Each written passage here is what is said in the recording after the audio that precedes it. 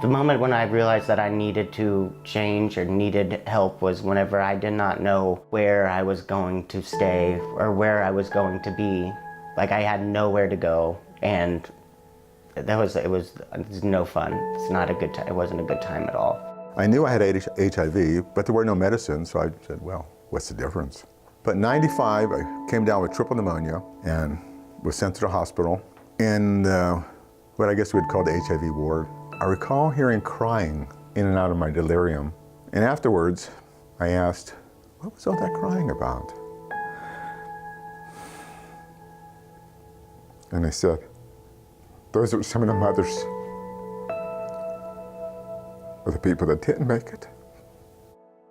So after that, I had to reinvent myself and realize after so many years just sitting there, I'm not dying. I'm surviving. I just have to get up and do something now. Little by little, every day, doing more and more. Finally, got myself up and ready to re-enter the world, and I started volunteering. I think consumers are a very important part of our HIV care continuum. The idea is they're living through this system, they're experiencing it on a personal level. Before I became chair, I was actually a consumer of Ryan White, so I've witnessed from being linked to care all the way to the access and services. Integrated services are a key part of our planning process. It allows for clients to be able to give information once and not have to duplicate that. It allows for us to be able to leverage funding streams and resources. We actually have a comprehensive prevention and treatment model that we've done for over years, even on our state level, to where our planning body and also our prevention, which is care and treatment, come together and work together for the benefit of the consumer as a whole person. Our ACA enrollment, as funded by the REACH Foundation, has really improved our ability to connect clients with care.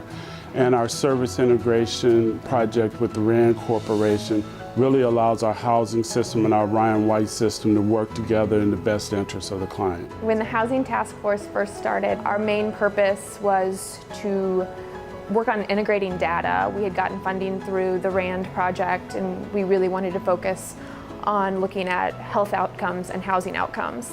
When I have openings here in the Restart HOPWA program, I will announce it system-wide to all the KCTGA medical case managers, and they submit their clients in for a lottery. Clients are selected at random through the lottery. We give them a private place to come and to take care of themselves, to take care of their medical needs. Look, if you're thinking tonight about where you're going to lay your head, chances are you're not thinking about taking your meds, if you even have your meds. My role as a landlord is to provide quality, safe, and affordable housing to patients diagnosed with the HIV virus. I started the process with housing through my caseworker at KU Med Center, and he's the one who got me hooked up with SaveInc to receive the housing voucher. Once I got into stable housing, that's when I could actually start working on myself. Instead of having to worry about where I was going to stay, I could actually focus on getting my life in order. And I think it's the best thing anybody could do is get into stable housing. I just recently started college.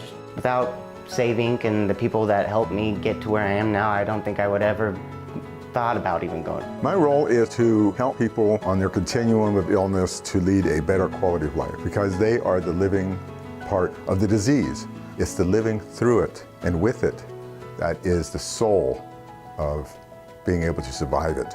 Kansas City is doing a great job in the two communities, two clinics that have peer educators. We collaborate with our programs. We collaborate with each other. The peers talk to one another. The Hispanic community, we are on the third most affected ethnicity affected by HIV. But in the Kansas City, Missouri, we are the second one. So continuing the work that I do, it helps to prevent the spread of HIV, one. Second, it helps to actually get the information out.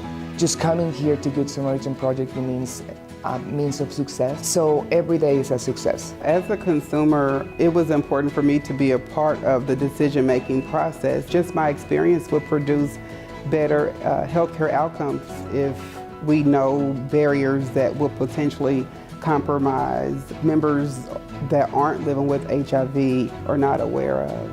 what I like to do, and it's create change. And I'm happy that I can be a part of this team and represent for the patient. We review surveys from the patients and the clients, and what they say is important to the TGA in Kansas City, and so they get it, Kansas City gets it. Having adequate housing for everyone, especially those living with HIV, is incredibly important. It really provides a service that is invaluable and one that I'm incredibly thankful is available here in Kansas City. It is imperative that elected officials have all of the facts that we need so that we can better advocate for our constituents. That we have a city right now that is really on the move. We're working to connect all of our services in a more efficient manner and making sure that all of us in the city have the same experience as far as livability is concerned. If I could describe Kansas City in one word, I'd say thriving.